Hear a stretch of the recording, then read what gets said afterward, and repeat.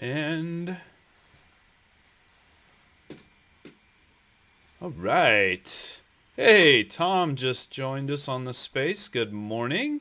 And good morning to those of you on YouTube that are joining us again for episode 2 of Nerding Out with Gloop. Gloop, there it is, all that fun stuff. This is my good friend Andrew. Andrew, say hello to all the people this morning. Hello, everyone. It's good to be here. We'll just have some fun, just chatting. And I hope everybody is gearing up for a good holiday, and we're excited to try to continue this.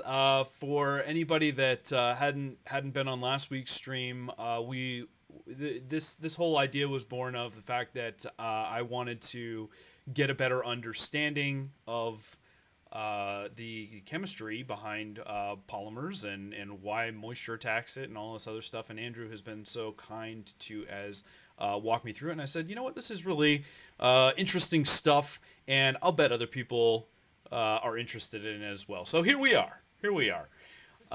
Bringing you the gift, the early Christmas present, the gift of knowledge, right? Oh, yeah. I don't know Or how much try. knowledge I'll be able to instill, but hey, I'm happy to just kind of nerd out. Just drop some knowledge, Andrew. You're being too humble sometimes. So today, as I was teasing on the socials earlier, we've got some good visual aids. Hopefully, we're coming through clean to everyone. Ethan's dad, good to see you. He's listening while he's wrapping presents. That's fantastic. I hope everybody got what they wanted this year. You included, Marcus. John, good to see you as well. We'll try to keep an eye on the chat as we go, but we're getting started up. We coming through loud and clear. Hopefully we got our stuff from last week sorted out.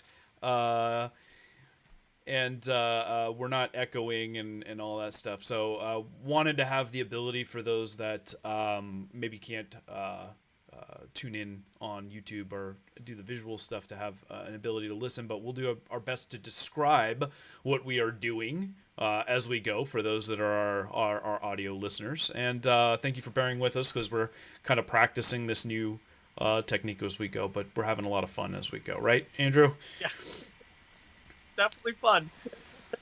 All right, good. Well, so why don't we get started? And I'm sure others will join us as they are able. But last we left off, we were kind of talking about the molecular makeup of PLA and different polymers, and why that matters and what that's doing, and bringing it back to a practical application for people in 3D printing. What does that mean in terms of how do they need to maybe store their filaments, some of the assumptions they made, and all that stuff too. So that sound about right? So I think the best thing we can do is kind of like do a little bit of recap on some of the biggest things we talked about. One of those being how moisture impacts your filaments and the actual polymers of the PLA. I demonstrated using our moisture analyzer. Typical moisture content ratios inside PLA, whether it's direct from the resin supplier, such as NatureWorks, Right. or a brand new unopened bag of PLA, with a good vacuum seal. The reality is that there's always moisture in everything. It infects everything throughout our daily lives. Yeah. And you might think that your filament is wet, but most of the time, generally speaking, it already is wet, and you're probably blaming your failures in printing on something that you might not necessarily completely understand, just in a general sense. And I'm not trying to say, oh, you don't know what you're talking about, but it's just more so that it's hard to get a grasp, I think, on how water actually interacts with these polymers. Well, that's a good point. I think that on a daily basis, we're dealing with technology all the time, and to some extent, we're all doing magic that we don't always understand, right? So, Yeah. it's good to actually kind of dive deeper for those that are into such things and want to nerd out on it. So that said, you have a really, really cool little fun interactive molecule thing. Like, let's zoom in if we can for a second Sure. on, like, when I cut off a meter of filament, like, what is actually making up that strand, and why does that matter? Yeah, so I think the best thing for us to do is actually start out about talking about the general makeup of PLA, right? So PLA, it's a polymer, and polymers are made of atoms, like everything in this world, right? So it actually is a C3H4O2, and we actually put these in brackets, and we denote it with an N afterwards. So what this is actually we're talking about the number of atoms in PLA. So we have 3 carbon atoms, 4 hydrogen atoms, and 2 oxygen atoms. That makes up essentially a lactide monomer, right? Oh, that's a building block of PLA. Yes, that is a building block of PLA. And so what I actually have are these really cool demonstration pieces. So these are essentially carbon atoms. They magnetically snap together. And you can see that I can snap these together. And they have these locations, right? And these locations are where typically carbon likes to form or share its electron bonds with other atoms. In this case, 3 carbon atoms. So this is kind of the backbone, if you will, of our PLA. Now we can start adding chunky carbon. Okay, all right. Yeah, now we can start adding in some hydrogen, right? And so what we'll actually see is that PLA is built using the hydrogens and carbons. And we actually have some oxygens to add. Ooh, okay. Red is oxygen. Red is oxygen. Okay. And then we will add the polyester. So this right here is essentially a monomer of PLA on the molecular scale, right? So for those of you listening instead of watching, so what Andrew's doing is he's got these slick little magnetic models of different atoms and whatnot. We're linking them together to make a PLA monomer. Yes, that is correct. So if you didn't know this, PLA is a polyester. You kind of think of, when I say the word polyester, most people might think of their clothing, right? Oh, I'm wearing a polyester shirt. Some other people might think of, oh, hey, I printed with polyester filaments like PETG. That is, it's a polyester. So PLA is a biopolyester. What is a biopolyester? What is a polyester in general? Well, this bond right here, this double bond between our oxygen and our carbon to our oxygen, that is known as an ester group. And that's effectively what makes PLA a polyester, right? Now, this is a monomer of PLA. So this is a lactide monomer. Okay. Right? I have some more lactide monomers that I've built up. Oh, look at this. He's got a lot of them. We're going to polymerize these lactide monomers. Just like that? Just like that. Okay, so, show us. Polymerize, my friend. Do it. Yeah, so what we see is these oxygen molecules will actually want to bond and form these ester bonds between other carbon atoms, and it looks like it's having some trouble zooming and focusing. It's focusing, there we go. Yeah. There we go. So so now we've effectively started linking these polymers together. And so what we'll notice is that we can keep linking, right? And linking and linking, and we can start forming polymer chains. Now, one thing you'll immediately notice is that when I start linking these chains together, they're kind of wiggly and squiggly. They don't form like a really nice long line, and that's actually the nature of the polymer itself. And this is a crude demonstration, right? This isn't exactly an apples to apples comparison on the molecular level. But this is supposed to just kind of get a good, overview or understanding of what's going on, right? Yeah. Okay. So we hear polymer thrown around all the time, but to make it sound stupid, but poly meaning many, monomers, many monomers put together is a polymer, and that gives us what we're looking at here. Is a polymer, correct? And so these chains, right? So I've got a polymer chain of 3 here, right? Okay. And these chains in PLA, they can be many hundreds of units to even several thousands of units long. So we can talk about having, all of these individual monomers linked together and forming really long chains. Some of the most common PLA plastics that we're printing with, like NGO resins, they typically have a molecular weight anywhere from 30 to 60,000 atomic mass units. Now, what is an atomic mass unit? Well, Yeah. If you remember, probably back to high school chemistry, right? I'm trying. Our periodic table, right? We organize all of our elements in a table, and we assign them, weighted values, right? So Sure. in PLA's case, right? So we have 3 carbons, right? And carbon has a molecular weight of 12, right? I'm not going to go into all of the decimals because it's not useful right now in this demonstration. But Sure. if we wanted to, we can get super accurate, and we call that sig figs. But for now, we'll just stay high level. So we have 3 carbon, we have 4 hydrogens, right? So hydrogen has an atomic mass of 1, so that means that that we have 4 of those, right? So we have 36, we have 4, and we have 2 oxygens, right? And they have an atomic mass of 16, which makes 32, right? So we have an atomic weight of our monomer is equal to 72 atomic mass units. Right? Okay. So one of our monomers right here is around 72 atomic mass units. When we start building these chains, we talk about these chains being 30, 60,000 atomic mass units. That's a lot. That's a lot, right? So it's anywhere from, 416 to 832, right? Yep. Polymers long. So that's how long these chains are. Now, that might sound like a lot, but these are really, really, really, really, really, really, really small. Right. So emphasize... to bring it back to what I was talking about earlier, when you just pulling off like a meter of this stuff, like how many of those am I looking at in like 1 meter of, give us a concept. Quadrillions. Quadrillions. Yeah. And that's just for talking, the little. Yeah. Yeah. We are talking millions upon millions upon millions upon millions of multiplied atoms, right? Like we these numbers are unfathomably large, right? Right. I'm just gonna agree with you. Like I completely know what you're talking about and remember all my chemistry here. But no, you're doing a great job breaking it down. Okay, so we've got quadrillions of these in like 1 meter of. So that gives you a sense of scale here, people. Yeah. Yeah, so I also want to say real quick that I'm going over a lot of stuff really high level. There's going to be some things that I'm glossing over. There's going to be some things that I'm kind of intentionally talking about, maybe potentially incorrectly. Just again, it makes it easier trying to simplify.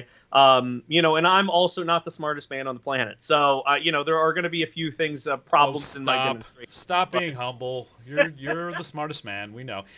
So Carry on. What we got here? Oh, look at this. Okay, so for those of you listening along, we now have a plate of spaghetti in front of us. Yeah. Here.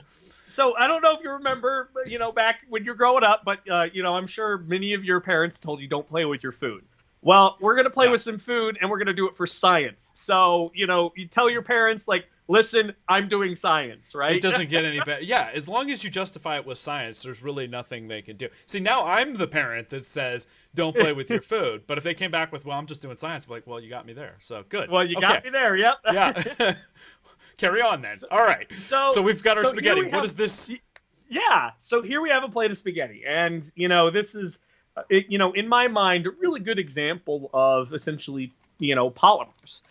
We can think of, these polymer chains as noodles, if you will. And a lot of these noodles, like PLA, as we saw here, it's kind of squiggly and, kind of imperfect. And, well, we have a plate of spaghetti, and it kind of looks very squiggly and imperfect, right? So one of the really cool things about this is that you can see all of these polymers, if you will, are just kind of bunched together. They're kind of random. Now, PLA is a amorphous and semi-crystalline, so I'll get into that a little bit later. But in short here, we have a bunch of these noodles that are polymer chains, and we can see they have some sort of specified length. Here's a smaller one, right? So we can start lining these up. They might be slightly longer. They might be slightly smaller. So okay, not all polymer chains are the same length. They're just whatever these molecules decide they're gonna kind of do. Yeah. So during the assembly and synthesis of these polymers, right, we can't fine tune and control how long our chains grow. We can to some degree, but there's a lot of variables at play, and so what we end up with is polymers that are varying in length. And we call this dispersity in our molecular weight. That's why when we give an average molecular weight, it's just a generalized bell curve. So, it's statistically speaking, it's the most frequent that this length of polymer shows up. So if we, kind of look at, again, I'll just draw a real simple graph here. So we have our graph, and then we have, a bell curve, right? And so when we define a molecular weight, we define, an area, a region between these 2 points. And we say our polymer has this molecular weight. Some of the polymers might be shorter, some of them might be longer. I've kind of exaggerated that in our spaghetti example, just trying to help demonstrate this. So generally speaking, when we say a molecular weight of a particular polymer, this is what we're talking about. We're talking about a bell curve distribution, right? And this isn't a perfect bell curve. This is more so just like, a parabolic curve. But again, it's a bell curve distribution. Just trying to simplify things. so now tell me, like, why is this important? Like, do we want longer? Is longer necessarily better in the case of this? Is that going to make anything strong? So typically speaking, right, the longer the polymer chain, the stronger the polymer is. So we have these chemophysical properties that are emergent from the building blocks, right? So we have our building block of PLA, and it's the atoms and the way that they're connected that really ultimately define the mechanical properties of the larger macroscopic polymers, right? So when we talk about this is a monomer, right? This is a molecule. And we talk about a polymer. Well, yeah, that's a molecule, but that's a macroscopic molecule because it's much larger if we talk about it, right? So this is an atomic mass unit of 72, whereas our polymers can have 30,000, 60,000 atomic mass units. That's a lot more atoms, right? An order of magnitude, right? Compared to this individual polymer. So that's where we start seeing chemophysical properties begin to become emergent, right? And so the longer polymer chains can mean stronger material. And so, in 3D printing, right, we want a little mix of both. We actually want a little bit of short polymer chains and long polymer chains because there are a lot of other processes going on during the printing process, right? We're taking these polymers, we're heating them up, we're extruding them under pressure, and then they're cooling down quite rapidly. So you might have heard the term die swell thrown around, and this is where a PLA polymer or just a general polymer can't warm up enough, and these noodles, right, they get bunched up as they're being extruded, and they then want to spring back. And look at that. You see how it just sprung back? So I can compress these noodles, and then they naturally want to spring back. Look at that analogy, ladies and gentlemen. That's amazing. So smash the spaghetti together, watch it spring back apart. That's an example of what die swell might be. So this is, again, kind of an analogy, if you will. And so, the longer the chains, typically the more elastic they could be. The smaller the chains, the more densely packed these could be, the more probably amorphous the material is going to be. Now, I hear you throwing that word around. What does that mean when it's amorphous? So this is essentially an amorphous blob, right? There's no order. Without shape, without... They're all kind of tangled up. So I actually have another plate of spaghetti. This was made same time. But how much spaghetti do you have there? I got lots of spaghetti. Come on. So I'm sure you guys have made spaghetti before at some point, and you've noticed that some of the noodles like to stick together like this. Right? Yes. My kids love those. This is a really good analogy of a semi-crystalline nature, right? So these polymers naturally wanted to stick together, so they stuck together, and we can actually have different shapes. Like they can stick together in weird crystalline, shapes, but in general, they can also be shared with an amorphous state. So what we have here is an amorphous polymer matrix and a semi-crystalline polymer matrix. And we can squeeze this and, it'll still spring. It's spaghetti, right? But the idea is that it might not spring as much. Generally speaking, crystalline solids, they have more strength to them because, look, as I pull these, I'm pulling on all of these polymers instead of just pulling on an individual one or a wet noodle, if you will, of, all of these other noodles. There's a lot more spring compared to this one because I'm pulling on multiple polymers, right?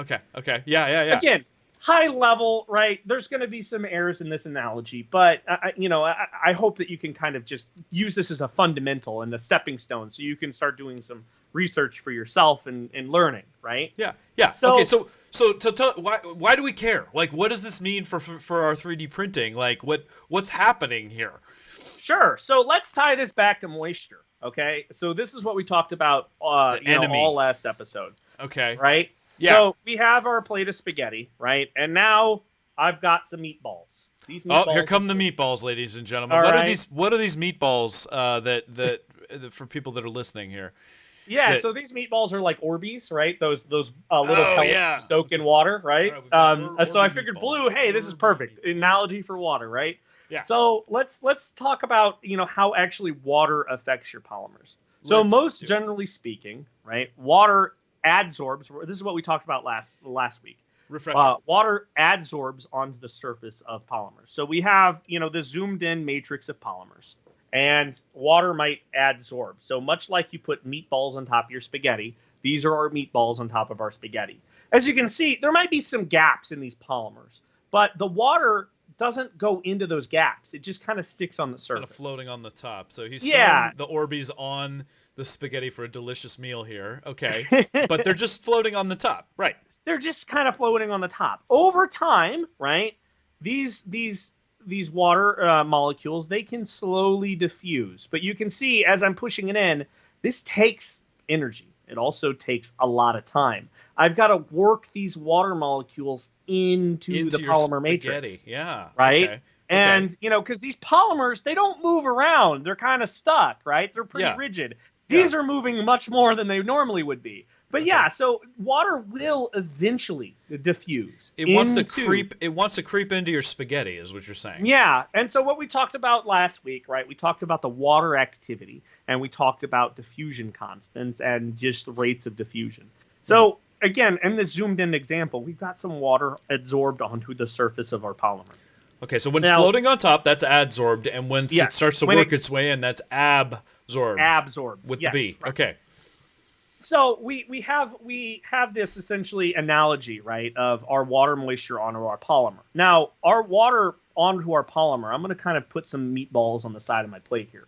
Yeah. We can talk about water activity. So naturally speaking, right, all of the molecules at this level, right, they're moving and vibrating at the speed of sound, right? That's the speed. That's how sound works and travels. All of these molecules kind of vibrate at the speed of sound. I don't So think what I we'll ever see- knew that. Okay, all right. So yeah, we could kind of dive in deeper on that later. But Yeah, so sure. all of these molecules are vibrating. They have some energy to them, and naturally speaking, water, right? It wants to be bunched together. So kind of like in this, imagine this is a cup of water. So Okay. all of these molecules are densely packed and they're stuck together. Okay. So again, same with our meatballs here. But eventually, what will happen is some of these meatballs they'll bounce off our polymers, or they will actually leave our polymer and go into the air, right? The Okay. three-dimensional space around our polymer, because there's an equilibrium that wants to be reached. And this can kind of be thought of as the water activity of our polymer. So our polymer wants to hold on to water, but it also wants to let go of water if the ambient, environment will allow it, right? If the ambient environment will hold more water, then at some point it will reach an equilibrium and some of this water will come out of your filament. Right? Okay. Now, diffused water into your filament takes a long time, right? So Yeah. this is one of those interesting things where if you had a roll of filament that sat out for a long period of time and the water has diffused into the polymers, putting Okay. it inside a desiccant box, you now have to reverse that process, and it's going to take just as long of a time for it to deabsorb that water that it did to absorb it, because now you're running diffusion in the opposite direction. Does that make sense? Yeah. So okay, so and the amount of energy that it's gonna take to pull that Yeah. off. So and once it's in my spaghetti, like I can maybe get some of that out, but it takes a lot more work. Yeah. And- So and let's is not actually likely to talk happen. Okay. about let's talk about how water actually impacts the polymers. Okay. So I'll bring back our polymers here, right? Okay, we're going back to our molecule. Yeah, here. we're going back to our molecules. And so what we actually have here, sorry, I'm just trying to get all of my stuff set up. So what we have here now is our atoms. We're going to build some water. All right. So we'll take some two I oxygen. love it. All right, we're building what? So yes. Now I remember. That's H and two O. Wait, Yes. two Yes. H and one O to H and two O's. Yeah. Well, H2 and one O, right? H2. I always H2O. get that backwards. Okay, Yeah. so I don't know So it. we have our 2 oxygens and we have Yeah. 4 hydrogens. So Okay, we're all gonna build some water, right? So 2 here we go. hydrogens Build to 1 H2O. oxygen. There it is. Mickey Mouse. So now we've got some water. Now what we'll notice with this water is it's an odd shape, right? Yeah. The odd shape actually is because it forms this this structure, right? This bent structure because of how it shares the electrons between the hydrogen and the oxygen. Okay. Now this we call a polar sort of bond. The reason why is that you can see that the hydrogens are really close together on this side, and there's kind of empty space on this side. Got a lot of space on the other side. Yeah. This has a positive, this has a negative, right? Okay. And okay. so, as we know, magnets and electricity, right, opposites attract. Yeah. So water will actually naturally want to be stuck together. And what we'll see is that, the hydrogen atoms will kind of really tightly stick and form, a hydrogen bond, if you will. Okay. And they're vibrating. Again, remember, they're vibrating at like the speed of sound. Okay.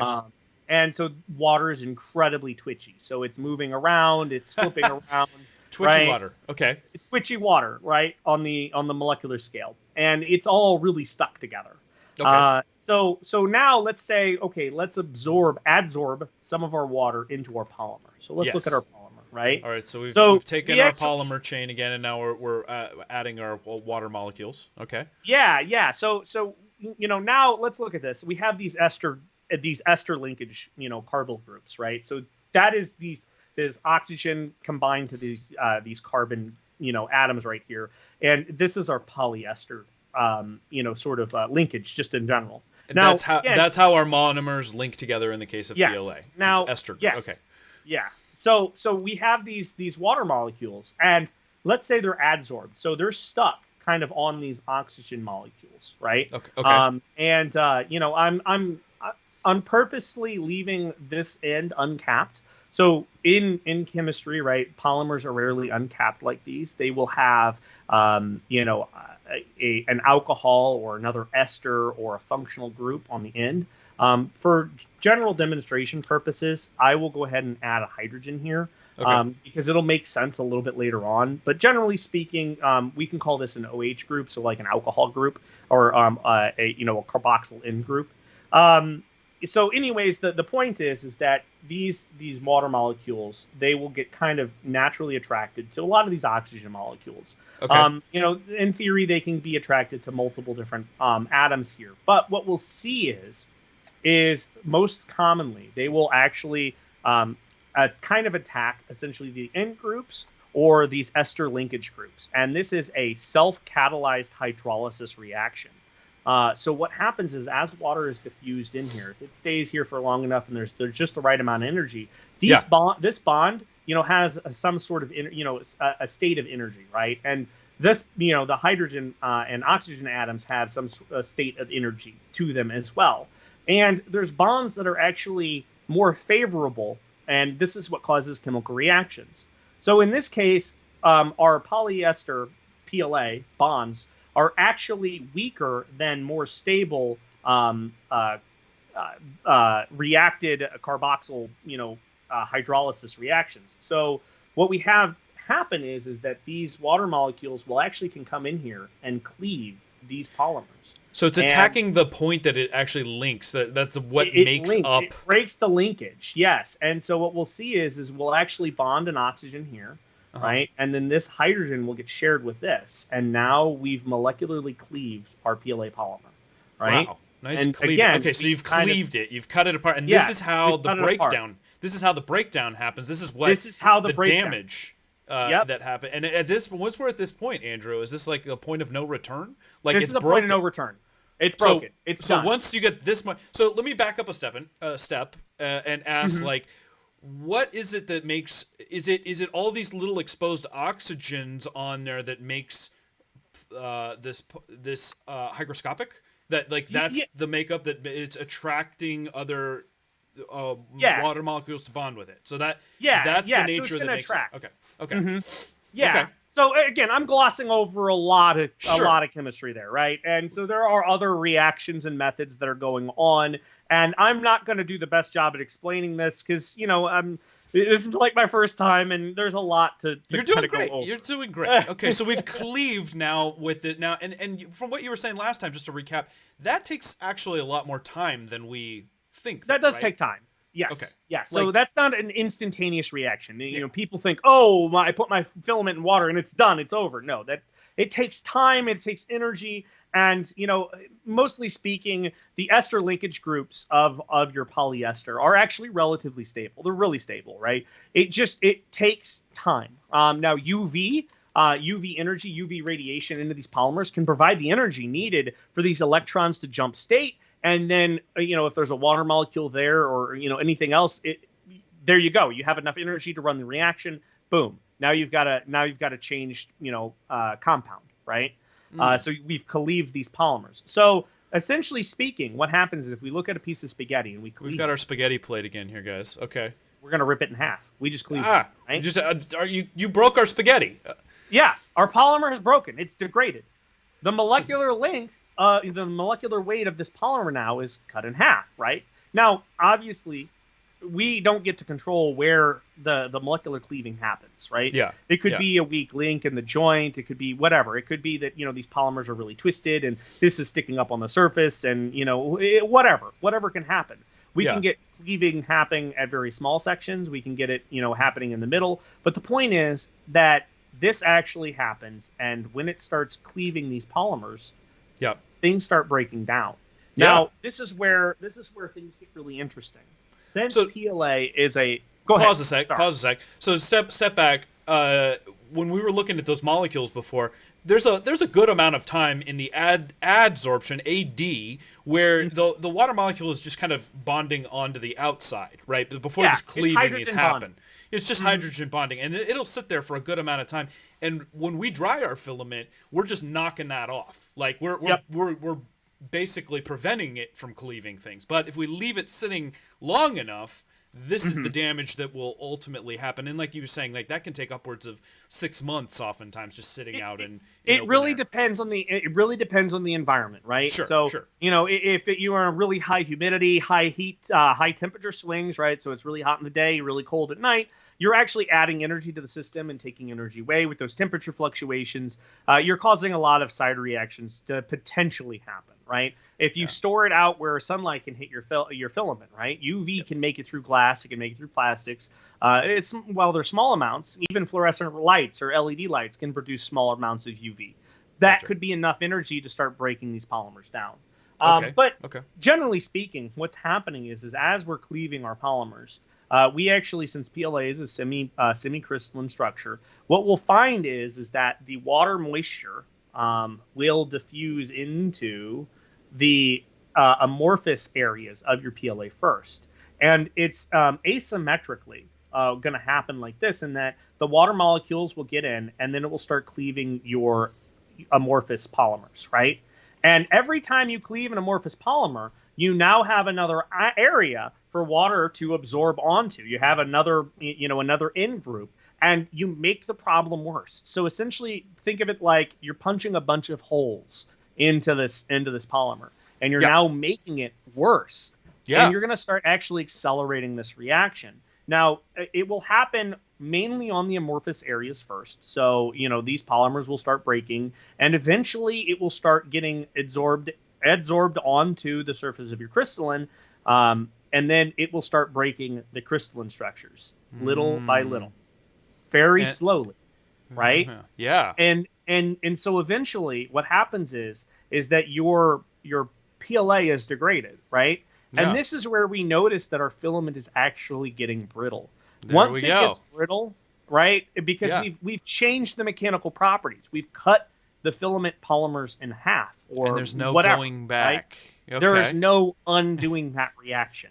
Right? It's done. It's a chemical reaction. It's now stable. You can't undo it. No amount of drying will make that less. You might see it become a little bit less brittle, but effectively speaking, you've damaged your polymer. Right? So this is effectively a death of 1,000 paper cuts for our poor little polymer chains here. Literally, yes, literally. Okay, all right.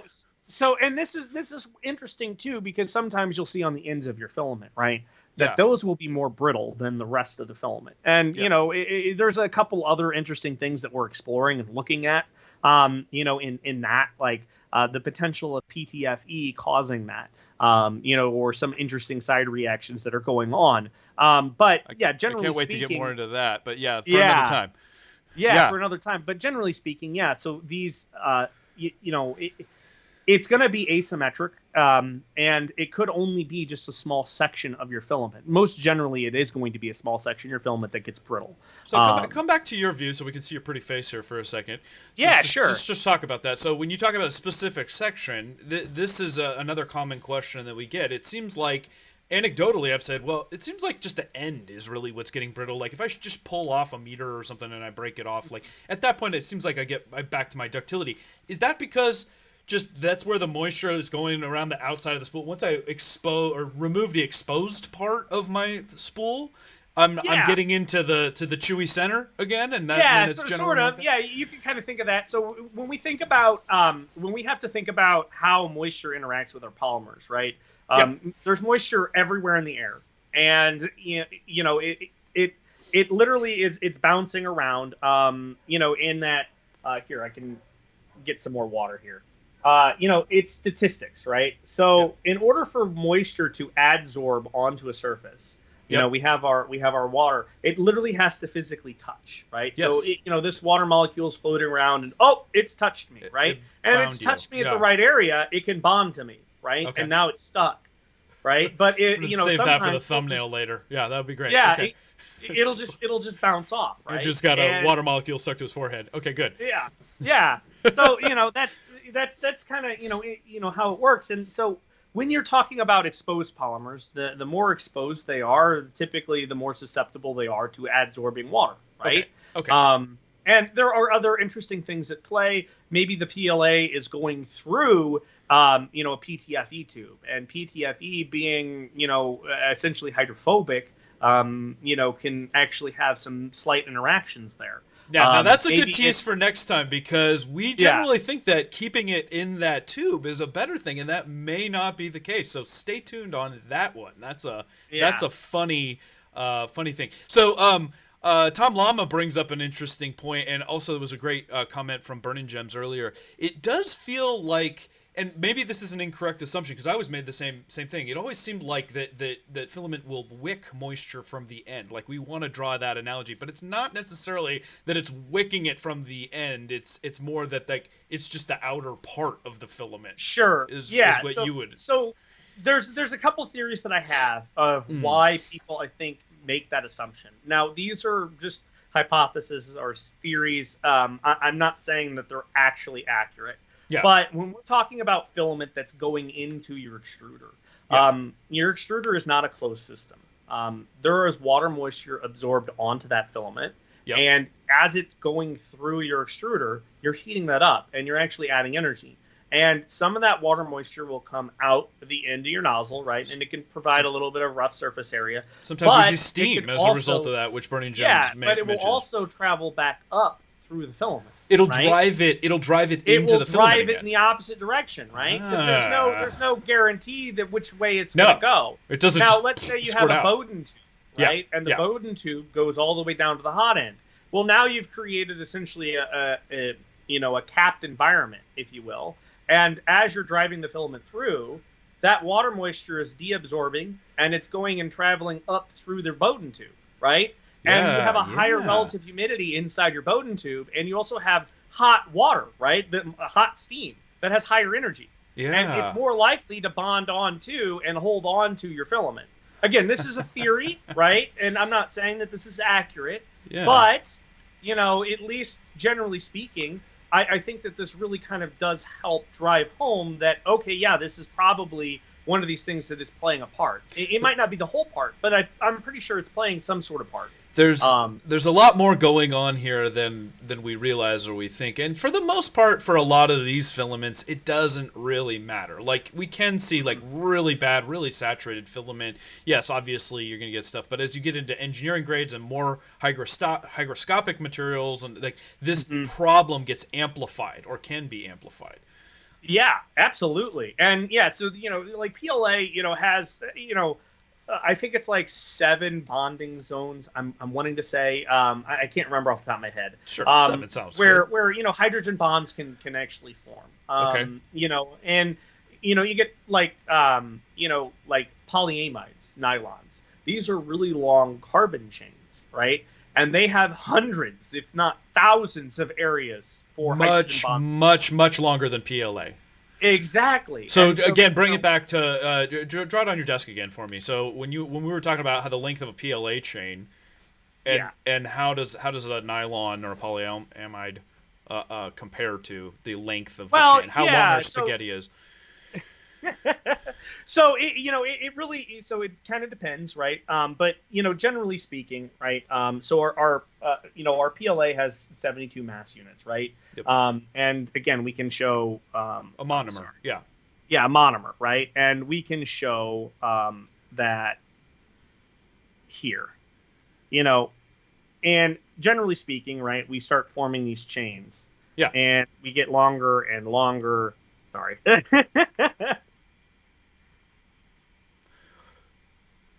Just heads up, we got about a 20-minute warning, 25 minutes or so more to go. Okay. So basically we can start building these really long chains, right? So polyamides are interesting in that they are very long. Many amides. What's an amide? Yeah. So we get these. I'm just gonna pull up here real quick. So generally a polyamide, it's really long. And sorry, I have to have a reference here because there's a lot of different ones. Sure. So you get your nitrogens, and then you get your CH2, and you have 6 of these, right? And then these actually will continue linking. So basically you have these carbon hydrogen chains, right? Yep. And they keep linking, right? Andrew's drawing out on his desk what a molecule of a polyamide or a nylon might look like. So basically, the proper way to draw this, right? And I'm just trying to draw just showing some bonding areas. Sure. So you have your H2 in, and then you basically start creating a chain, a zigzaggy chain here. Yep. Yeah. So this is the zigzag, right? And so then you have your NH2 again. And you can keep linking these, right? And they keep going. And you can see that this is a much longer chain than, say, for instance, our PLA, right? Which has our O and our O up here, and, our H's down here, right? So again, from a chain length, what are we talking about? Like on the numeric value, you'd said PLA was... so PLA has a molecular weight anywhere from 30 to 60,000, just generally speaking, right? It can be much longer, right? You can get into the hundreds of 190,000, I think. Sure, but bell curve. So, and then what are we talking about on... Yeah, so, well, it really depends because there's a lot of different polyamides, right, out there. But, I'm pretty sure it can be in the hundreds of thousands, right, of long. So orders of magnitude more, a lot. Orders of magnitude, yeah, much longer. Yeah. And again, I'm glossing over a lot here, So, but take this what you will, right? Correct me if I'm wrong. In general. But that means when you have a chain of that length, that there's just that many more places for water to bond to potentially attack and all that stuff, which makes it that much more hygroscopic. Yep, that is correct. So hey, you can be taught. So back to our spaghetti. So kind of back to the spaghetti, right? So as the water slowly diffuses through, we can actually start, breaking down that self-catalyzed hydrolysis reaction with PLA. PLA, it's a pretty stable polymer, but it's not the most stable. Like with nylons, for instance, they can absorb a ton of water, and they're not actually going to degrade with water because there's no areas for it to actually degrade. Nylon's very stable. And what you'll see with nylon is that with the increased water content, it actually becomes more ductile.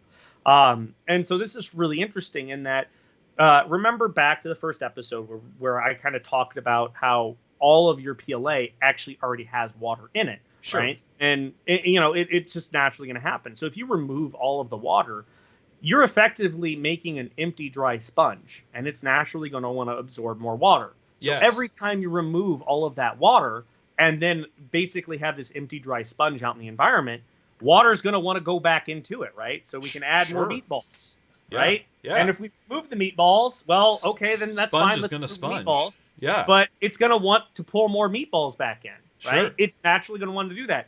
Every time you're pulling more meatballs in, right, in theory, you're potentially allowing this to form more degraded areas of your polymer. So there is potentially a bad thing of drying your filament too much and too frequently. Okay. So now that's something that we want to keep it dry and stuff. But you're saying we can dry it too much. So somebody that was neurotic about their filament and wanted to dry it every time, even if you don't necessarily need to, may actually be doing themselves a disservice. Yeah. So like with polyamides, right? Drying polyamides nylon too much. Yep. Nylon. Okay. Drying that's the most common polyamide. Sure. Yeah. Yeah. Drying nylons too much will actually cause embrittlement, artificial embrittlement of the polymers, right? And so, basically what happens is these polymers, they get really, really dry and they get less flexible. And you can actually break the whole structure completely. Humanity. Because it's too dry and it's not as flexible. Yeah. It naturally wants to have some form of water content, right? And it actually makes it more ductile. Now, this was an interesting thing that came up was out of the last episode, I saw a comment on the YouTube video about someone mentioning that when filament becomes brittle, like your PLA, you can submerge it in water, and it will help restore that. Well, actually, what you're doing is, let's think about this again logically here. Yeah. We have a broken down polymer, right? We want it to be stable. So we have, I'm breaking my polymers. So we have a polymer that's basically been broken down completely, right? It's degraded. We're back to monomers. When we add water, okay. Yeah, back to monomers. When we add water, we're adding hydrogen bonds effectively.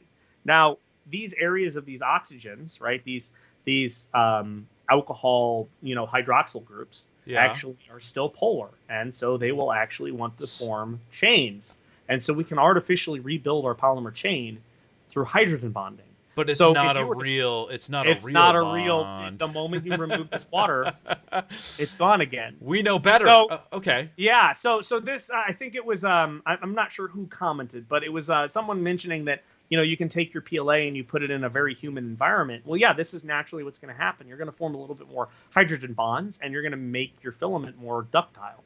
So right? go back to your screen so we can see you again. So I think that there were two things that you went over that I think are really important that I want to drive home. One of which we talked about drying your filament too much or going through this process too much. Like if we're overly obsessed about this, like you can think about like people that wash their hands too much might end up with dry skin, or if you wash your laundry too much, like that will degrade your clothing more. Is that a fair analogy? What do you that's think? a perfect analogy. That's a perfect one. So yeah, if you're a wise man told me that analogy. He told me on the call earlier. If you're taking your clothes and you're constantly washing them and throwing them in the dryer, you'll notice that where's all the lint come from, right? Well, the lint is coming from the clothes, right? Narnia? And you're breaking down the polymers, right? You're breaking down the polymers of the clothes, and every time you dry them and wash them and dry them, you can imagine these pieces, these long polymers breaking and forming really small polymers, and they're removed in the drying process, right? Right. Now, we're not actually removing those polymers on filament when we're drying them, but what I'm saying is that the integrity is breaking down. Yeah. And you get degraded polymer. so from a practical standpoint, going too far one way is not necessarily a better thing either. We don't want to be just always drying out our stuff. Hopefully you guys are using your filament in a reasonable amount of time, and that we're talking in the extremes here. I think PLA, part of the reason that PLA is chosen as a common printing film is because it is so forgiving compared to other polymers, right? Mm-hmm. I mean, when we think of people that were first getting it back in the day, everybody was printing with ABS, and that had its own polymer with its own set of issues. It may have been less hygroscopic, but obviously it might emit more particles out, and they may have issues with people's sensitivity, all sorts of other negative aspects to it as well. But we use different polymers for different jobs, right? Yep. Yeah, exactly. And PLA is one of those. It's a really universal polymer. It's a really great polyester base. It works, right? As long as you take care of it, you can absolutely ruin it if you're not careful with it. And there's some really interesting misconceptions just out there in the community about how to properly care for it. Yeah, and I think you've done a fantastic job of driving some of this interesting stuff home. There's also different mixtures of PLA, different what would you call it? Not a mixture, but recipes or whatever that make it up, and different additives that can contribute. So it's not just moisture that can necessarily cause issues and stuff like that. We see silk, and we see people put carbon fiber additives and all kinds of other things that will kind of mess with the chemistry of the whole thing. Yeah, and actually, we can do that real quick here, if we got time for it. Yeah, yeah, we're good on time. So let me deabsorb all of our water here. Go back to your overhead cam, if you will. Yeah. Yeah, I will. Okay. He's desorbing, pulling the meatballs out of the spaghetti. I'm desorbing. I've got spaghetti on my desk. Maybe we need Ferris spaghetti or something, so you can just wave a magnet over it to pull it out, just to cheat. I guess that would might mess with the analogy. So let's make some colored filament. Whoa! Oh, we got glitter now, people. The glitter is out. We got glitter. I'm gonna get messy. So for those listening, he has now. Good luck getting the glitter out of your spaghetti, Andrew. He's taken his plate of spaghetti and he's doused it in glitter as an analog for our additive, our dye, our pigment. Yeah. Okay. Yeah. So what we can see here is that the pigment is smaller particles, right? Now, generally speaking, right, it depends on the type of pigment. Titanium dioxide typically used in white, right? So you got titanium and two oxygens. Basically, the pigment sticks on top of the polymers, right? Yeah, so what we actually see here is that these pigments can, in some cases, right, they can be more hygroscopic than the filament itself. It depends on the pigment, but it allows essentially water molecules more free reign to basically join in and adsorb onto the surface and then work their way through. The pigment has compromised our spaghetti pile here, and it's made it more susceptible. Yeah, because our spaghetti pile at first was a pure polymer, right? It might not have been homogeneous in that the polymer had a bunch of different lengths of polymer chains, but now what we've done is we've added pigment to it, and this pigment has different mechanical properties than the plastic itself, the polymer itself. And in some cases, right, like oranges and yellows, we're talking that they have pigment ratios of like anywhere from 6 to 14%, right? 14, anywhere from 6 to 14% of your filament is actually pigment. Is just the pigment. Okay. And that's you said oranges and yellows are the worst in that regard. Oranges and yellows can be really bad. Silk filaments can be really bad. In silk filaments, you're actually adding a triglyceride fat. There's fat? There's fat in my silk filament? There's like a fat. Yeah, there's a fat. Wow, I never knew that. Yeah. And so that that fat, right? Again, it's now that's hydrophilic, right? So that doesn't want to have water, on it. And so there's interesting things that happen with that. But generally speaking, you're also reducing the carrying capacity, the strength of the polymer when you add those additives. So amazing. So we've kind of made purple filament here by adding purple glitter to our spaghetti, and we've seen how moisture is impacting that, and the number of additives in PLAs and stuff these days are it's myriad. Ridiculous. There's just so and a lot of it's fun. I mean, I know lately we've seen a lot of this dichromatic stuff, and a lot of it's just aesthetic and for fun, and like you said, at the end of the day, it really doesn't matter. But this is all kind of really interesting in terms of an understanding of like what's happening, and so maybe some of these more fancy filaments, I'm doing my air quotes here, while they might be great, like, is the message maybe you want to maybe use those more quickly because maybe they would degrade more readily. We don't, and it depends on the filament, I'm guessing. Yeah, it really depends on the filament. Yeah, correct. It's not, there's not an exact science, if you will, to how long it's going to take to degrade. I mean, we could work out some math, and I'd be happy to work through that, but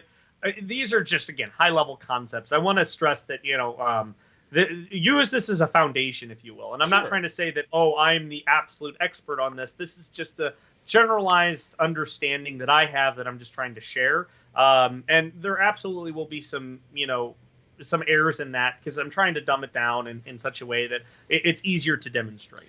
No, and I think you've done a fantastic job of that. And I think this is a good point for us to maybe try to bring it all home and wrap this. I think we did a much better, I say we, but you really did a much better job of kind of visually driving home some of this stuff. But, in summary, again, talking about how this relates to 3D printing specifically and all this stuff and a lot of these misconceptions, you've covered a lot of ground and a lot of interesting stuff about, dunking stuff in water doesn't necessarily mean that it's immediately absorbing it, that we might think that we can refresh it by adding moisture sometime, but that's really not doing anything for us. I mean, there's so many little nuggets in there. Oh, yeah. Yeah, there's tons of little things. And, I think it would be fun to kind of explore each one of those individually in a deeper dive, too, later on, potentially, and kind of break out and go into some of the more complicated chemistry if people are interested. Right. Certainly. And then we have a lot of great little questions that are popping up. So what we're going to do, guys, we're thinking this is kind of an evolving idea that Andrew and I have been having, but just to kind of gauge interest and stuff. But one of the things we're thinking about is maybe we do a couple of these sessions and then we'll do like an AMA type stream where we'll try to do more rapid fire answering of questions and let you hammer the expert with stuff. Like for example, just as a tease, Burning Gems goes, well, what about HTPLA? When we talk like tempering is its own process, and when we talk about we haven't really dove into like the adding of heat energy and all that. We kind of glazed over it a little bit last week, and we're not going to do it now. But I think that's a really great question and something that probably deserves its own a deeper dive in terms of talking about how when we're adding and detracting energy. And obviously this is self-serving for me as a product developer to some extent, and also for you. You've spent a lot of time educating yourself so that you know how to make better adhesives that will create the bonds that we want to when we're gluing things together. And I want to know how to make a better box so that, it's not necessarily about just keeping it in a super dry and arid environment. Like, where's the sweet spot? Where's the sweet spot not only for the science, but the practicality in terms of what's affordable for people and all this? Because there's a million different ways to dehumidify things, as we've talked about. Oh, yeah. But it's not necessarily, they're not all equal, and they're not all efficient, and they're not even all a good thing, So exactly. Yeah. There's pros and cons to each one of these, and that's what's cool is the fundamentals of engineering is figuring out which is the right solution for you, because there's so many different ways to do it, and it's fun because you can take deep dives and you can learn so many new intricate things about how the world and universe works, and when you get deep enough, you realize that everything's a statistics problem. It is, isn't it? And I think it's something that might be interesting for next time, if you guys are interested, and you can chime in, is maybe if we can come up with a better analogy in terms of like what's happening when we're adding heat energy or cooling energy as a means of trying to combat the humidity and to dry stuff out. Because I've got like a heater. I've tested all kinds of different heater boxes. I've played with putting heated silicone mats inside of a rep box and the little dryer tubes and all that stuff. And we've had some side conversations about maybe that's not as good as we think it is. I think a lot of people just assume if I just heat up stuff that's good, but you also have to circulate the air. You have to give moisture a place to go. There's all kinds of extra things. Yeah. Maybe desiccant is okay. Maybe honestly, just throwing it in. We talked about like, could you submerge it in mineral oil or some other fluid that doesn't absorb moisture, like not water necessarily, but there are oils and stuff like that you could actually store your filament in. Is that practical? Is it I don't know, but that's fun stuff maybe for the future. I think, fun experiment is showing just how desiccants work and how changing the airflow just slightly, just literally the smallest amount of airflow will drastically change the dynamics of how these molecules are interacting with each other. I love it. And I've got some really cool demonstrations that I'm working on just in general, like desiccants and whatnot. And I think one of the next things we'll probably do, just because it's closer to being ready, is showing like hygrometers and how they read and how they calibrate, and then so showing how how does this thing that. work, man? Like it's just magic that it just seems to understand what kind of water molecules are bouncing around. Yeah. So I think we'll show probably how they work, how they're calibrated, how you could calibrate your own at home, and make for sure that you actually have accurate readings, and then just kind of show in general what's going on in terms of a humid environment and how it's actually interacting with the material around. So well, that's showing a fantastic tease for next time. So we're going to go a little deeper on the workings of the hygrometer and desiccants and maybe some heat too. So yeah, have that to look forward to, everybody.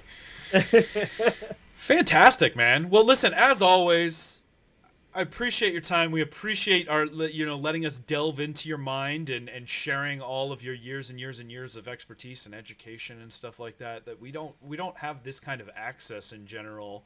And oftentimes it's not necessarily shared because a lot of you're a business guy and there's proprietary information and whatnot, and you don't have a lot of time all the time. So we appreciate you taking the time. Yeah, absolutely. Wish you a Merry Christmas and a happiest of holidays, and I hope you enjoy the break, and everybody at home too. Thank you so much for jumping on, and we hope you guys have a great Christmas. And because it is the holiday weekend and we're traveling and all that stuff, we're gonna take a break. But hopefully in the new year we'll jump back in and we'll do a little bit more of this, and keep the feedback coming. Hit us up on Twitter. If you have other ideas, if you had things that you loved, tell us about it, and we will try to go deeper. So maybe we'll do one more, and then maybe the second week of the new year, we'll do one of those Ask Me Anything streams where people can hit you with the lightning round, and and we'll really test the depths of your knowledge. What do you think? Sounds good. Awesome. Well, listen, guys. If you made it this far, you're awesome. No, I'm not going to do that. But thank you for tuning in this morning, and I hope you guys learned something, had a good time, and we will catch you on the next time. Until then, I'm Pooch Repcord. This is my man. I'm Andrew. 3D Gloop. 3D Gloop. Signing off. All right. Awesome.